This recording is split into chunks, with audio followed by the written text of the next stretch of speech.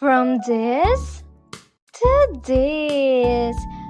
Hi everyone, this is first day of school. Murag bag-o pa lang gid nagbakasyon unya karon balik na sadta sa pag-eskwela. Paspasa gid sa panahon oy. Officially fourth year college na gid ta. First semester ron. So last lap na gid next sem. Labad lang ta hangtod sa graduation. Ang nindot kay pareho ay dili day nindot kay ang akong classmate karon og classmate nako sa una kaparehara. Kaya mga badlungon pagyud kay ito sila. Sige mig kapanisyon, sige mig push up, set up tungod kay badlungon gyud sila. Og karon kabalo ba mo sa nakita sa akong schedule? Grabe ka heavy. Murag ang schedule mo mismo ang gikapoy para nako. Imagine na pagyud mi klase every Saturday. Og whole day pa jud na. Abi nako weekend na makapahuway dili di ay. Oh my gosh kay abi nako sa una manggod kay ang fourth walay klasig WF kay ilang klase kay TTH. Pero karon Monday to Saturday na ay klase walay pahuway. Wala jud adlaw nga way pero klase. Sige lang fourth year naman ta kung naabot ta kaya na pud ni nato ron. Pero sige lang fourth year naman kung naabot ta dire kaya pud ni nato. Laban lang jud bisan bugat ang schedule. Kinahanglan ta magpakita nga bright. And actually bright man jud pud ta. Gamay ra ng quiz ug exam para nato. Joke lang po.